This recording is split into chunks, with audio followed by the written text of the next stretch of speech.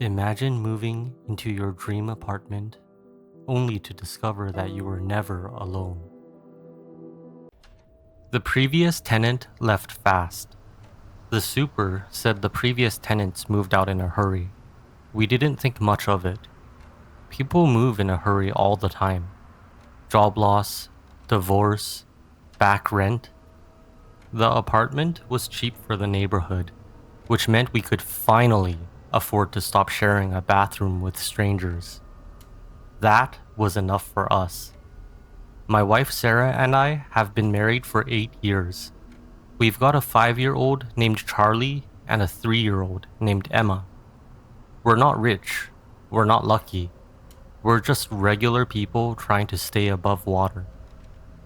This apartment was supposed to be a step up. The first week was fine. Boxes everywhere. That new paint smell.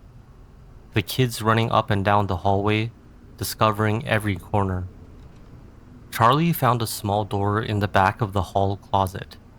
A crawl space, maybe, or an access panel. He was obsessed with it. Kept asking if we could open it. Probably just pipes, I told him. Nothing fun. He didn't believe me. Kids never do. The second week, we started hearing things.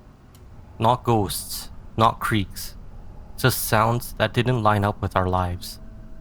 Footsteps in the hallway when both kids were asleep. Water running in the kitchen when no one was in there. The toilet flushing by itself at 3 a.m. I checked the pipes. I checked the neighbors. I checked the building's maintenance schedule. Everything was normal.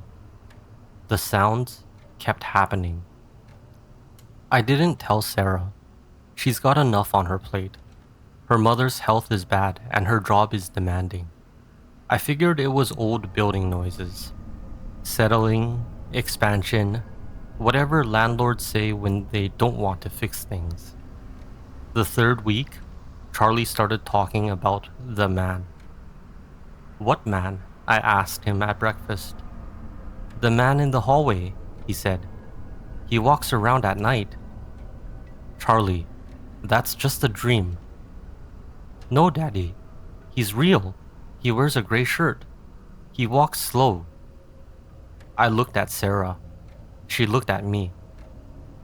We both knew we hadn't been sleeping well. Neither had Charlie. We figured it was nightmares, the new place, the stress of moving. We didn't talk about it after that. The fourth week, I woke up at 2 a.m. and heard the footsteps again. Clear this time. Heavy. Dragging. Not a ghost. Not a creaky floor. A person walking down the hallway toward the kids' room. I got out of bed. I grabbed the baseball bat I keep under the mattress. I walked out into the dark hallway. No one was there. But the closet door was open. The one with the crawl space. The one Charlie kept asking about. I walked over and closed it. My hands were shaking. I didn't know why. There was no one there. Just a closet. Just a crawl space. I went back to bed. The fifth week, Sarah woke me up at 4 a.m. She was crying. She had her phone in her hand, flashlight on, shining it at the ceiling. Someone's up there, she said. What are you talking about? Listen. I listened. I heard it. Scratching. Not mice, not rats.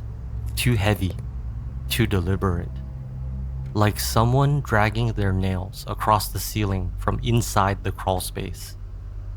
I called the super the next morning. He said there wasn't a crawl space. The building had sealed ceilings. No access anywhere. I told him about the door in the closet. He went quiet. Don't open that, he said. Why not? Just don't. I asked him what was behind it.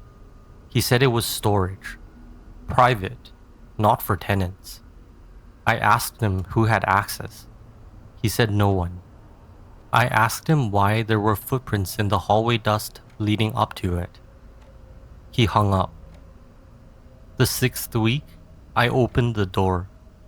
I waited until Sarah and the kids were at her mother's. I told her I had to work. I lied. I opened the closet and I opened the little door at the back and I crawled inside. It wasn't a crawl space. It wasn't pipes. It was a room. Small, maybe 6 feet by 8.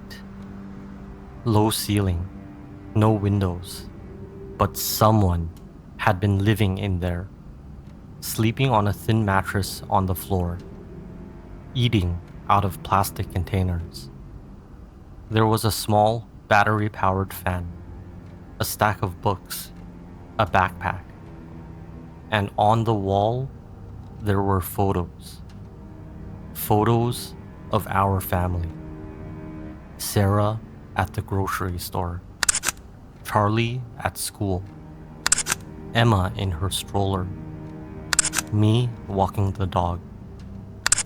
All of us through the windows of our apartment, taken at night, through the cracks in the blinds. The man had been in the walls the whole time.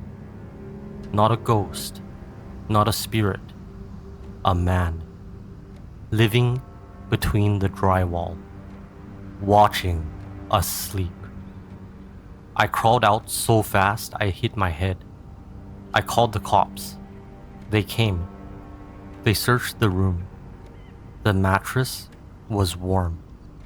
The police never found anyone, but they found fresh footprints in the dust outside the hidden room, leading away from it. Someone had left after I crawled in, which means someone was still there while I was inside. I'm writing this from a hotel room. Sarah and the kids are with her mother. I'm not going back to that apartment. I'm not going back to that building. I'm not going back to any building with walls thick enough to hide a person. Because here's the thing that keeps me awake. The super told me not to open that door. He'd never told me why. And the footprints they found didn't just lead away from the room. They led to the door of our apartment. He had a key. He'd been in our home. The police haven't found him yet. Some stories end when the words stop. Others don't end at all. If you enjoyed this story, there are many more waiting in the dark. Until next time.